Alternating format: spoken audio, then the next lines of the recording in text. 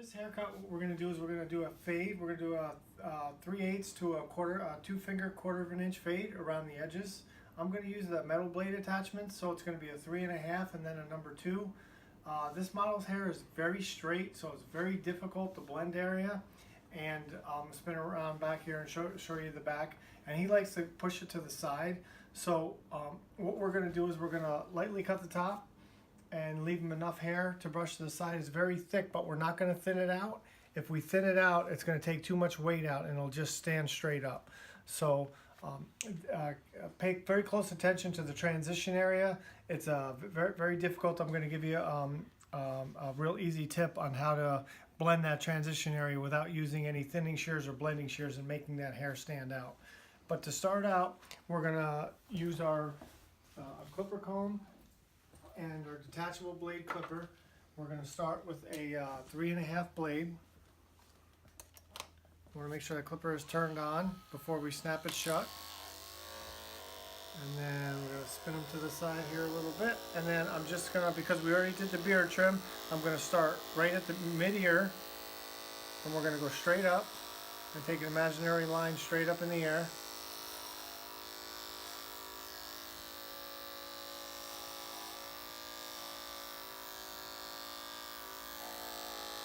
And you want to make sure that your wrist is completely still.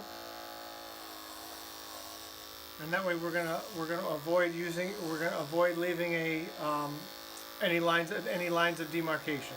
And we're gonna have very little blending to do. And then I'm just spinning the chair as I do it. That creates efficiency, so I'm not moving all over the place. And I'm gonna slightly round the back, because we're going to bring the back a little bit tighter over the crown. I'm not going to buzz it over the crown, but we're going to go a little bit tighter, and that way it's not going to stick up until it's time for his next haircut. It's with some types of hair, it's one or the other. It's either short or long. There's no in between.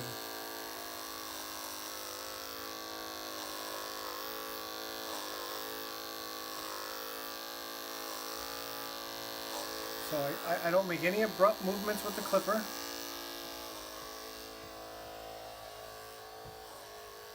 Whatever I start, I finish all the way through.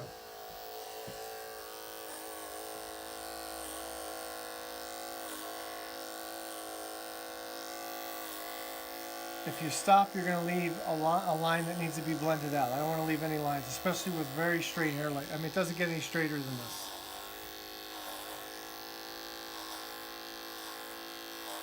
And then again, on this side, I want to go about halfway down the ear. That's going to start a reverse fade with the beard. And then I'm going to clean this blade off, and we're going to put our number 2 blade on there.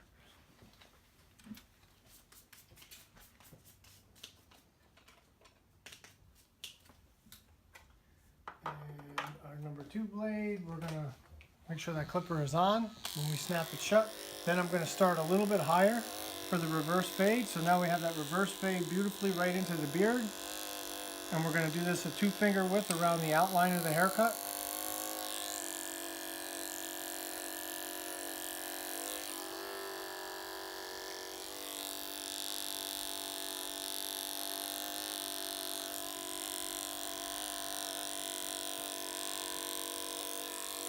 So now we're going to use a little bit more of a scooping motion around the just below the occipital bone. We're going to let that push the clipper out.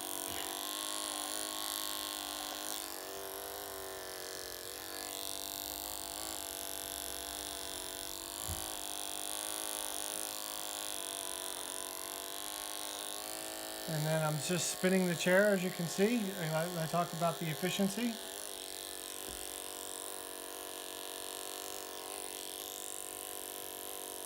And then we're going to go a little bit higher on this side. And that's going to complete the reverse fade into the beard.